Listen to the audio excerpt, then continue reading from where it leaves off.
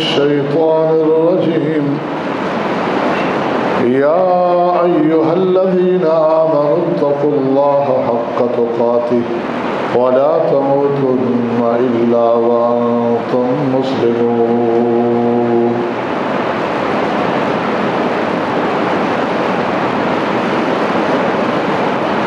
حمد و ثنا اور درود و سلام کے بعد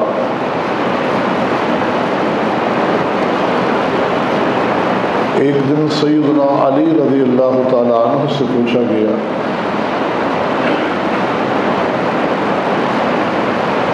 کہ آپ کے پاس اللہ تعالیٰ کی اس کتاب یعنی قرآن مجید کے علاوہ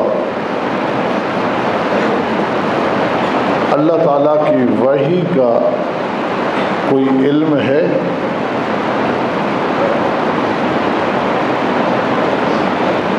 تو انہوں نے فرمایا کہ نہیں، اللہ تعالیٰ کی کتاب اور اللہ کی اس کتاب میں اللہ ہی اپنے بندے کو جو فہم عطا کر دے وہ وما فی ہذہ الصحیفہ، اور ایک صحیفہ رسالہ تھا، کتابچہ، کہا اور یہ جو اس کتابچے میں درج ہے یہ علم ہے میرے پاس۔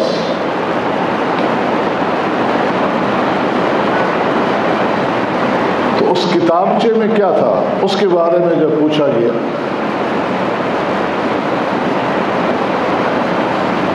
اس میں کچھ وراثت کے احکام تھے، دیات کے مسائل تھے، قیدیوں کو رہا کرنے کے مسائل تھے،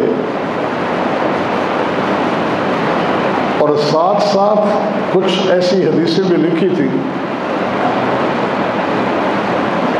کہ جن میں اللہ تعالیٰ نے، اللہ کے نبی صلی اللہ علیہ وسلم نے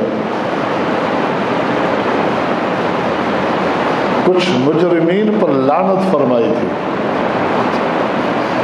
مثلا لعن اللہ من ذبح لغیر اللہ، اللہ کی لعنت ہو اس شخص پر جو اللہ کے نام کے علاوہ کسی اور کے نام پر جانور ذبح کرتا ہے۔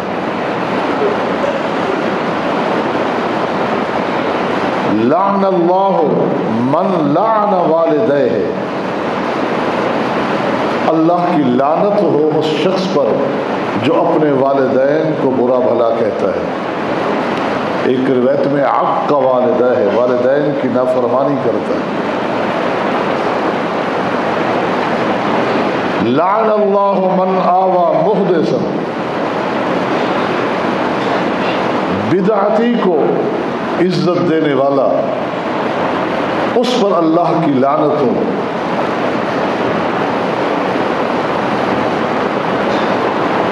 لعن اللہ من غیر منار الارض، اللہ تعالیٰ کی لعنت ہو اس شخص پر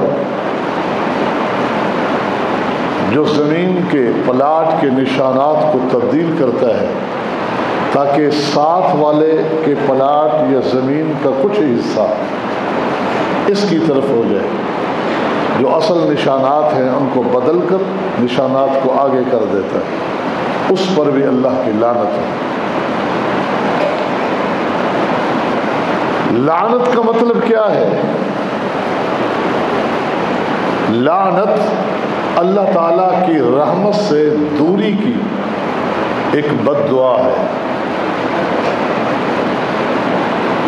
یہ بد دعا کون کر رہے ہیں؟ رسول اللہ صلی اللہ علیہ وسلم، کہ اللہ تعالیٰ کی رحمت سے محروم ہو جائیں وہ شخص جو ان گناہوں کا ارتکاب کرتے ہیں، والدین کو برا بھلا کہتے ہیں، غیر اللہ کے نام پر جانور کاٹتے ہیں، زمین کے نشانات مٹاتے ہیں، بدعتی کو ٹھکانہ دیتے ہیں، عزت دیتے ہیں، مقام و رتبہ دیتے ہیں اپنے ہاں۔ نبی علیہ السلام بد دعا کر رہے ہیں کہ اللہ ان کو تو اپنی رحمت سے دور کر دے، اپنی رحمت سے محروم کر دے۔ اور یہ ایک مسئلہ اٹل ہے کہ اللہ تعالیٰ کی رحمت کے بغیر انسان اللہ تعالیٰ کی جنت میں نہیں جا سکتا. اس میں کوئی شک نہیں، کوئی شبہ نہیں، کیونکہ جب یہ بات رسول اللہ صلی اللہ علیہ وسلم نے بتائی تھی تو صحابہ نے کہا ولا انت یا رسول اللہ، آپ بھی؟ تو نبی علیہ السلام نے فرمایا جی ہاں، الا ان یتغمدنی اللہ برحمہ،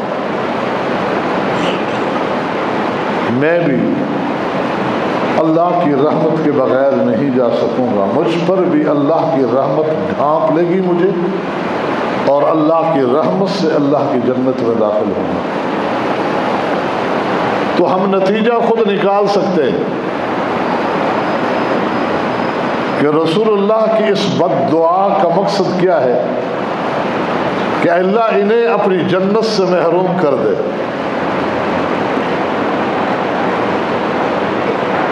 تو آج کے خطبے میں چند وہی اشخاص ہم نے احادیث کی روشنی میں دیکھنے ہیں کہ کن کن پہ اللہ کے نبی نے لعنت کی.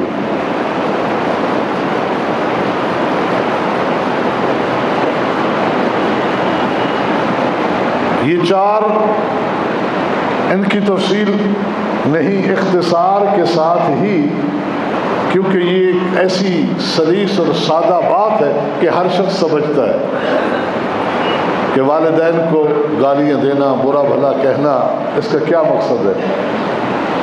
ایک مرتبہ ایک شخص کو نبی علیہ السلام کے دور میں اشتباہ ہوا تھا، شبہ ہوا تھا کہ والدین کو برا بھلا کہنا، والدین پہ لعنت بھیجنا، ایسا کون کرتا ہے؟ تو اس نے کہا اللہ کے نبی ایسا کون کرے گا؟ تو نبی علیہ السلام نے فرمایا کہ دیکھ، تو کسی کے باپ کو، کسی کی ماں کو گالیاں دے گا، لعنتیں بھیجے گا، وہ تیرے ماں باپ کو گالیاں دیں گے اور لعنتیں بھیجیں گے. تو تو نے اپنے والدین کو گالیاں دینے کا راستہ خود کسی اور کو دیا. تو اس سے یہ نتیجہ نکلا کہ دوسروں کے والدین کو گالیاں دینا بھی یہی جرم ہے کہ آپ اس کے والدین کو گالیاں دیں گے، ان پہ لعنتیں بھیجیں گے، وہ تیرے والدین پہ لعنتیں بھیجیں گے، تو تیرے والدین پر لعنت کا سبب تو بنا. یہ ہے وہ کہ تو نے گویا کہ اپنے والدین پہ لعنت بھیجی، تو اللہ کی لعنت کا مستحق ہو گیا ہے. نبی علیہ الصلوۃ والسلام نے ایک اور موقع پر فرمایا لعن اللہ من خلقہ سبعا من فوق 7 سماوات وردد علی واحد منہم 3.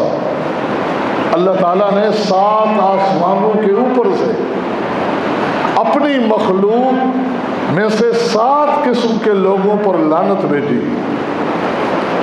7 قسم کے لوگوں پہ لعنت بھیجی ہے اللہ نے خود، اور ان 7 میں سے ایک وہ بدبخت ہے جس پر اللہ تعالیٰ نے 3 بار لعنت بھیجی ہے.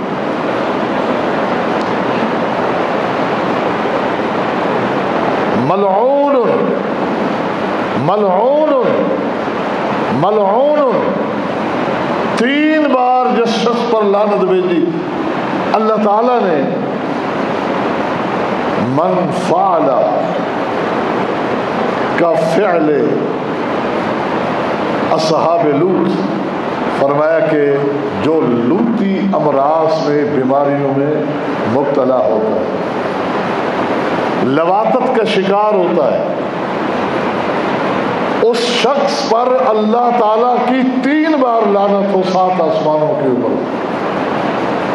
جو جرم لواطت میں، جو لوط علیہ السلام کے قوم کے اندر بیماری، جرم اور مرض تھا، جو اس میں مبتلا ہوتا ہے، اللہ کی اس پر 3 بار لعنت برستی ہے. اور پھر وہی والدین کو برا برا بھلا کہنے والا، والدین کی نافرمانی کرنے والا، اس پر اللہ کی لعنت۔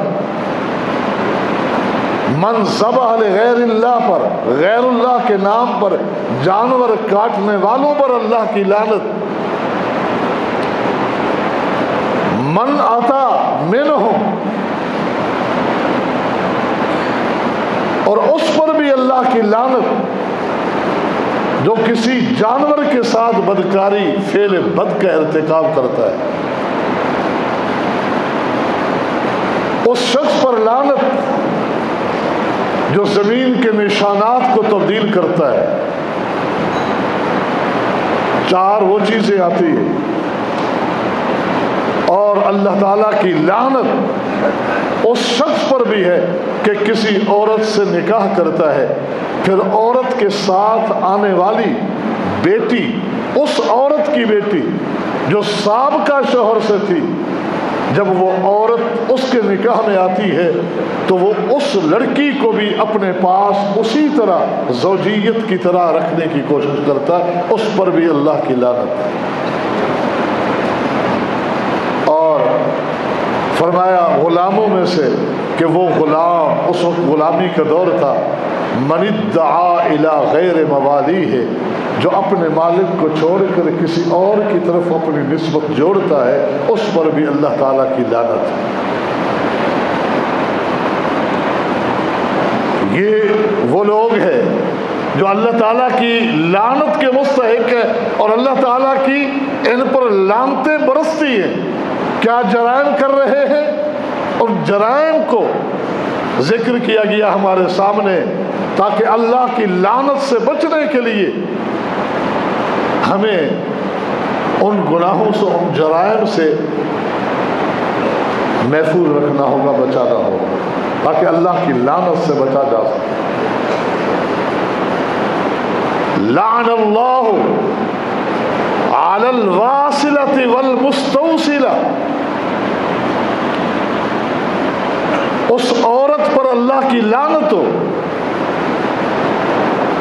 جو مصنوعی بال لگاتی ہے حسن کے لیے، اور اس پر بھی جو لگواتی ہے، یہ خواہش کرتی ہے۔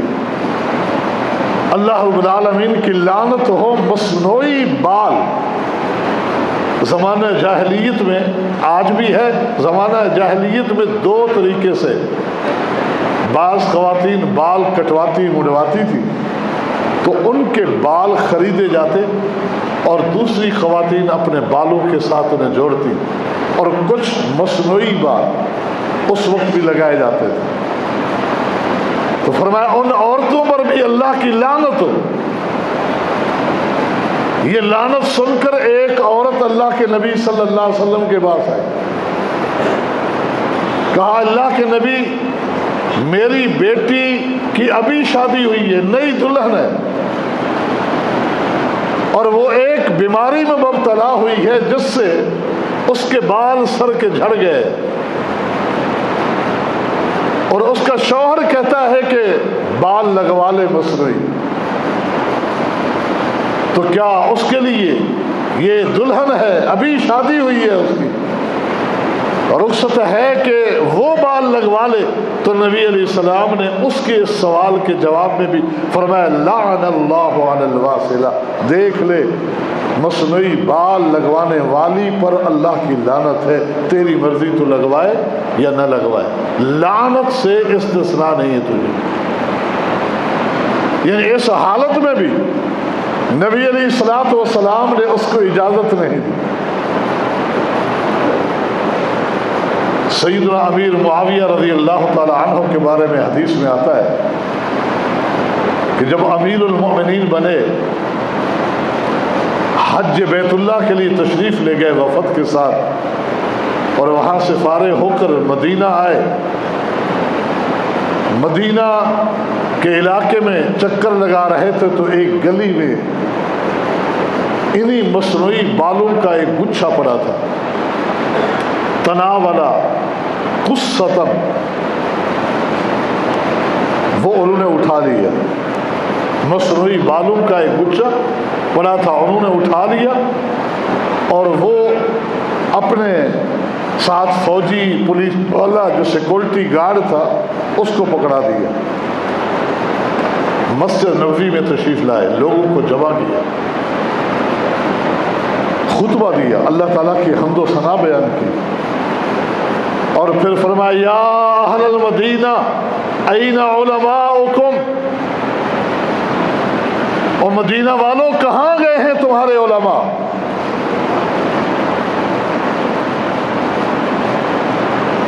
اس گلی میں سے مصنوعی بالوں کا گچھا ملنا اس بات کی دلیل ہے کہ اس اللہ کے پیغمبر کے شہر میں یہ مصنوعی بال لگائے جا رہے ہیں، یہ استعمال کیے جا رہے۔ این علماؤکم، کہاں سو گئے ہیں علماء؟ کیوں نہیں بتاتے لوگوں کو؟ ان مسائل کے بارے میں باخبر کیوں نہیں کرتے؟ سمعت النبی صلی اللہ علیہ وسلم ینہا بمثل ھذا ویقول حلقت بنو اسرائیل حین اتخذها نساؤہم۔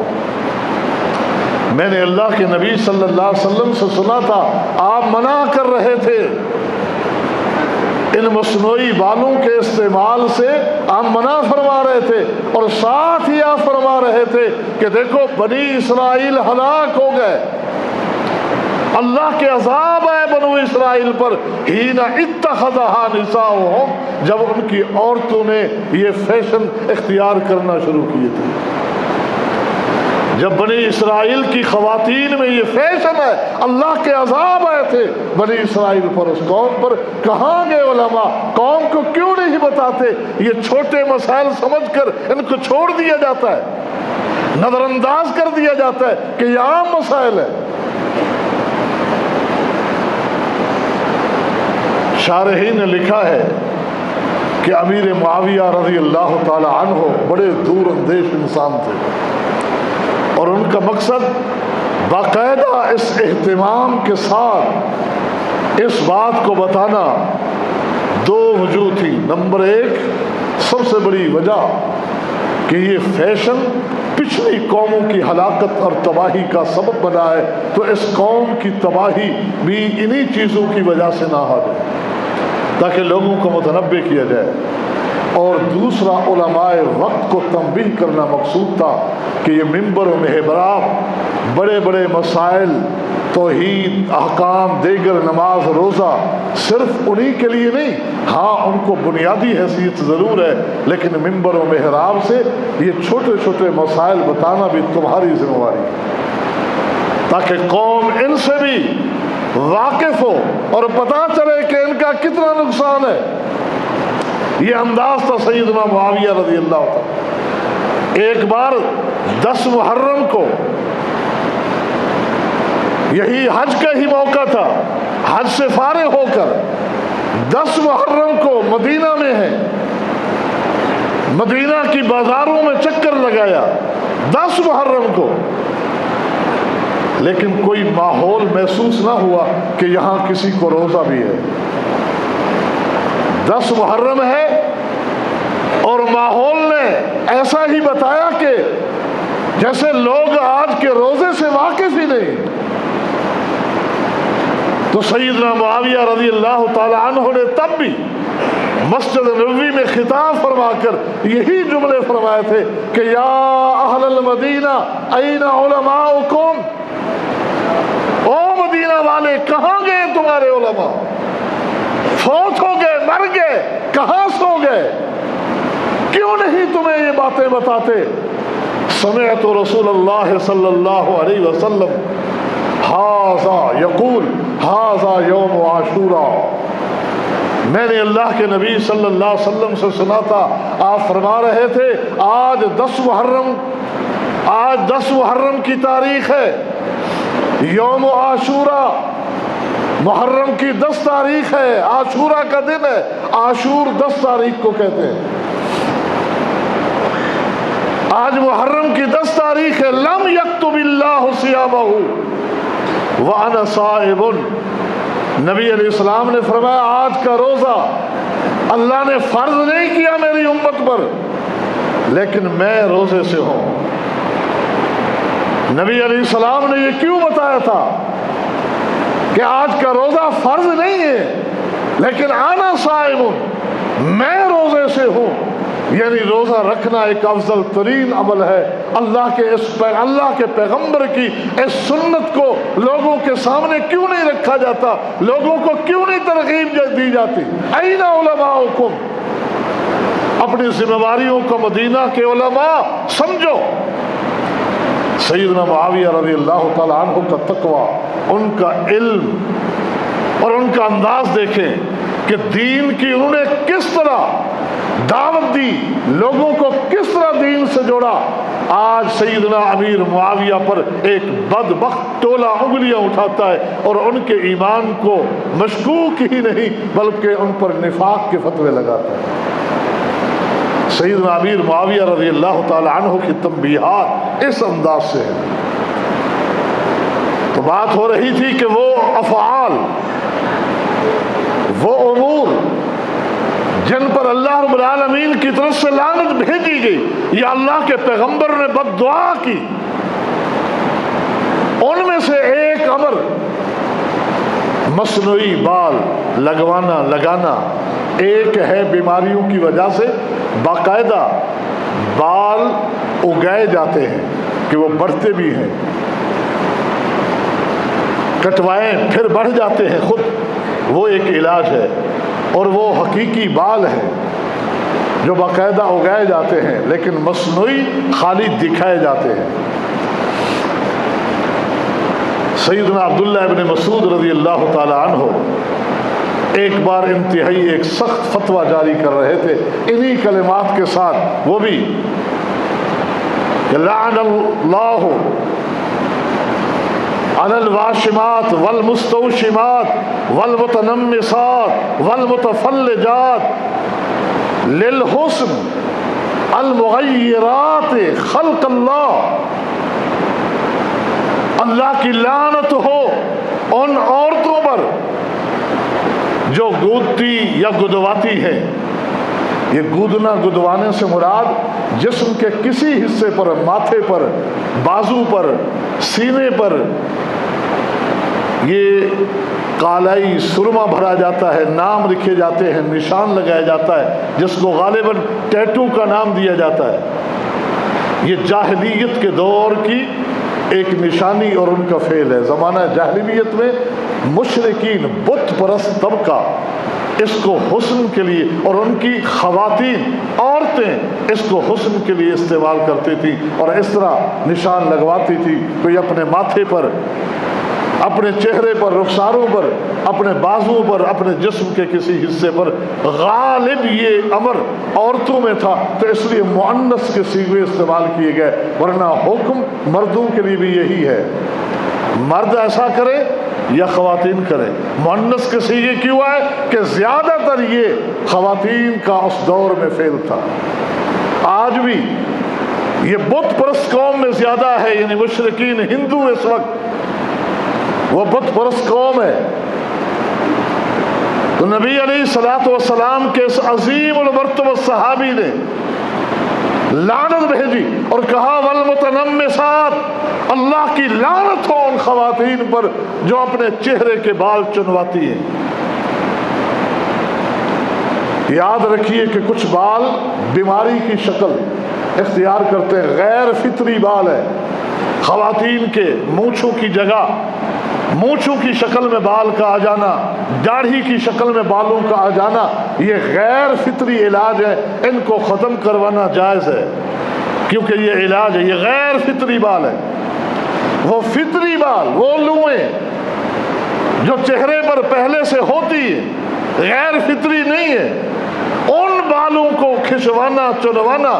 سیدنا ابن مسعود نے فرمایا اللہ کی لعنت ہو ایسی خواتین پر بھی۔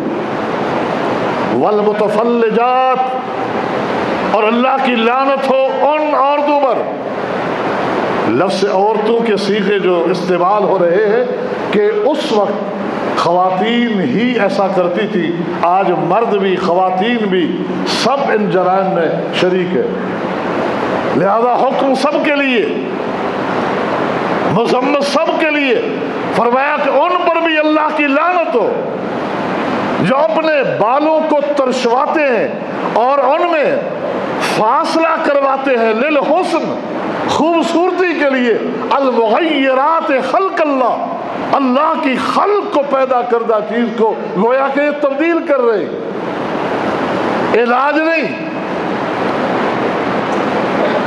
محض حسن کے لیے کہ برابر کا سارے دانتوں میں فاصلہ رکھوانا ہے، سارے دانتوں کو ہلکا ہلکا ترشوا کے بیچ میں فاصلے برابر کرانا، خوبصورت لگے، اس طرح خوبصورت نہیں لگتے۔ فرمایا اللہ کی لعنت ہو ایسی خواتین پر۔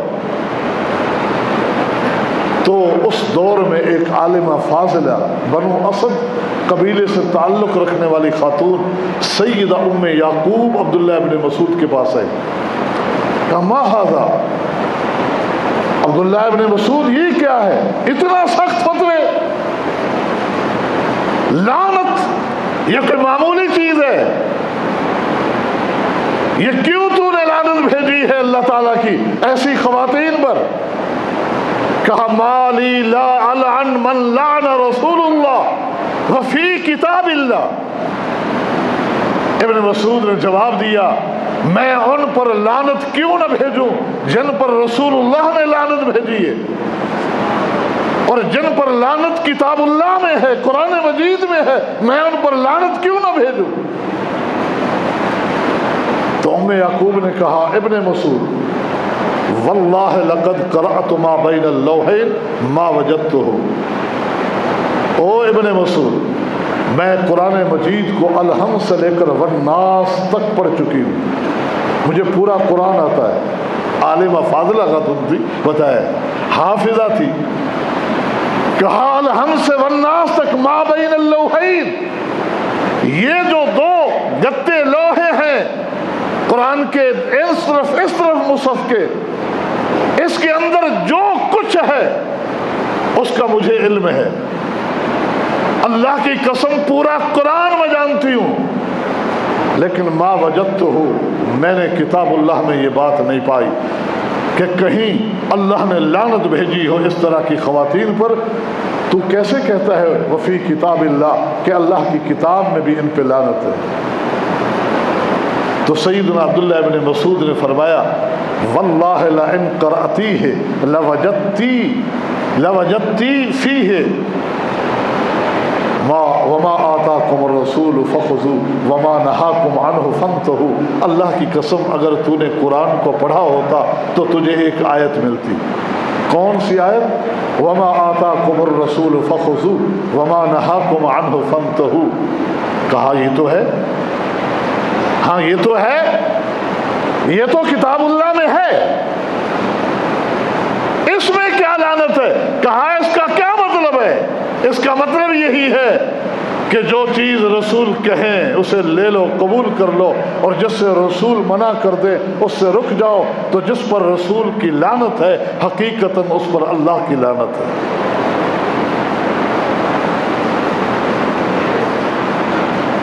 تو سیدنا عبداللہ ابن مسعود رضی اللہ تعالی عنہ نے قرآن مجید کی یہ آیت دے کر پیش کر کے اس عالمہ فاضلہ خاتون کو مطمئن کیا اور ان کے موقف کو مرجوح قرار دیا کہ واقعی ایسے لوگ تو اللہ کی لعنت کے مستحق ہیں۔ معاشرے میں ایسے کتنے جرائم پائے جاتے ہیں، ان کو معمولی چیزیں سمجھا جاتا ہے، تو اللہ رب العالمین کی لعنت یہ معمولی چیز نہیں ہے، یہ وہی لعنت ہے جو آپ نے فرمایا لعنت اللہ علی الیہود والنصارى اتخذوا قبور انبیائہم مساجدا۔ اللہ کی لعنت ہو یہودیوں پر، اللہ کی لعنت ہو عیسائیوں پر کہ انہوں نے انبیاء کی قبروں پر مسجدیں بنا لی، انبیاء کی قبروں کو سجدے کی جگہ بنائے، انبیاء کی قبروں پر سجدے کرنے والے بن گئے، اللہ کی لعنت ہو۔ نبی علیہ السلام اپنے مرض الموت میں ہے، آپ کی 2 بیویاں سیدہ ام سلمہ اور سیدہ میمونہ جو ہجرت حبشہ میں شریک تھی، یہ آپ کے سرہانے بیٹھ کر حبشہ کا ذکر کر رہی ہے، اور وہاں کے ایک کنیسے گرجا گھر کا تذکرہ نکل آیا۔ کہا کیا خوبصورت بنایا ہوا تھا، انہوں نے سجایا ہوا تھا، بہترین تصویریں لگی ہوئی تھی، باوجود نقاہت کے، کمزوری کے، اللہ کے پیغمبر نے سر اٹھایا اور فرمایا تمہیں پتا ہے یہ تصویریں کس چیز کی تھی؟ ان کی امت کے نیک لوگ جب فوت ہو جاتے تو انہی کی مورتیاں، انہی کے مجسمے بت بنا کر وہ عبادت خانوں میں رکھ دیتے تھے۔ اولئک شرار الخلق عند اللہ، تمہیں معلوم ہے اللہ کی مخلوقات میں سب سے بدتر لوگ وہی ہے جو اللہ کے نیک بندوں کے مر جانے کے بعد ان کی مورتیاں مجسمے بنا کر ان کو پوجنا شروع کر دے، سجدے کرنا شروع کر دے۔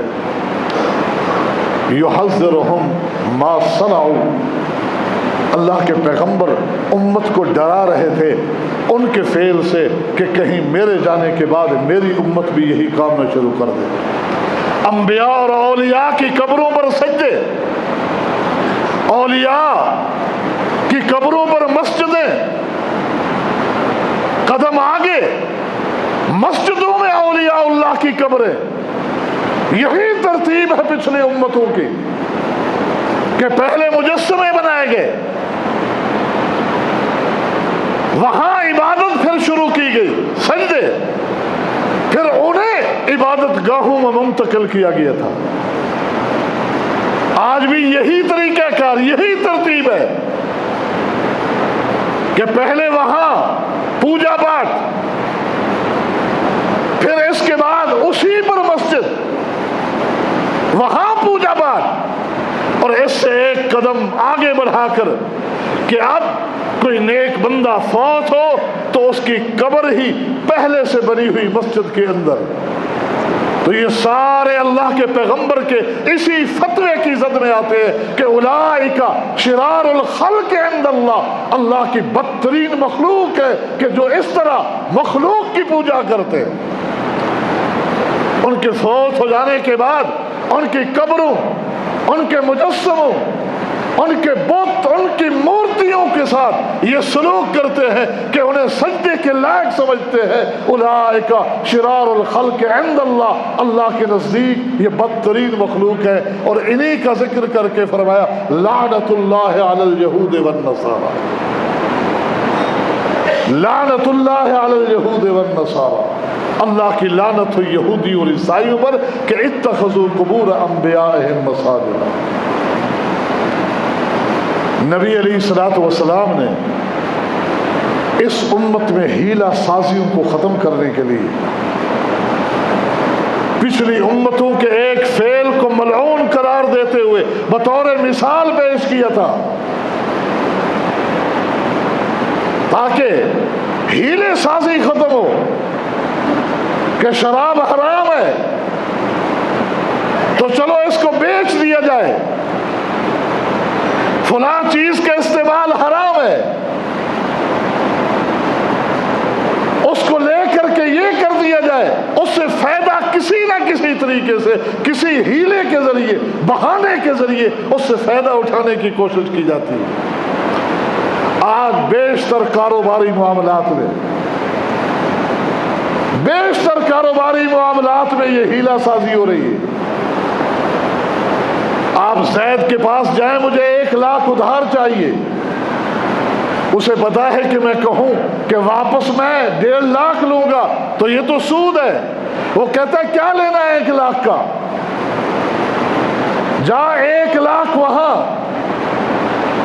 1 لاکھ کی چیز وہ خرید لے جو کیش میں 1 لاکھ کی دیتا ہے، ادھار میں 1.5 لاکھ کی دیتا ہے، ادھار میں لے لے 1.5 لاکھ کی، میں اس کو کہہ دیتا ہوں، وہ 1.5 لاکھ کی لے لیتا ہے اس سے، یہ اس کو پیسے دے دیتا ہے، تو کیش ہی ہو گئی نا، کیش ہی ہو گئی، کہتا ہے تو 1.5 لاکھ مجھے دے دینا، بس معاملہ وہی ہے کہ ادھار دینے کے بجائے اس کے ہاتھ میں دی چیز اس نے خود خریدی، خود اس کی قیمت لگائی، اپنے لیے خریدی، اپنے لیے پسند کی، بس اس کے ہاتھ میں پیسے دینے کی بجائے پیسے اس کے ہاتھ میں دیے اور کہا کہ یہ تو ادھار اور نقد قیمتیں مختلف ہونا جائز ہے نا، تو آپ نے 1.5 لاکھ میں وہ چیز لے لی ہے، وہی 1.5 لاکھ مجھے دے دینا، وہاں پیسے دے دیے۔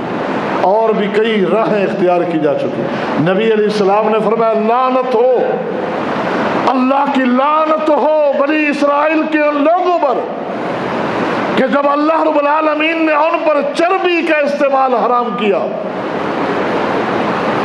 چربی کا استعمال جب اللہ تعالیٰ نے ان پر حرام کیا تو انہوں نے چربی جانوروں سے نکال کر کے اسے پگھلایا، پگھلا کر اسے بیچا کہ چربی کھائیں گے نہیں کیونکہ اللہ نے حرام کر دی ہے، اسے بیچا، وَآكَلُوا ثَمْنَهُ، اور اس کی قیمت کو کھایا۔ اس کی قیمت کو کھانا ایسے ہے جیسے اس چربی کو کھانا ہے۔ فرمایا اللہ کی لعنت ہو ان لوگوں پر کہ جملوها ثم باعوها وَآكَلُوا ثَمْنَهَا، کہ جنہوں نے اس چربی کو پگھلایا، بیچا، پھر اس کی قیمت کو کھایا۔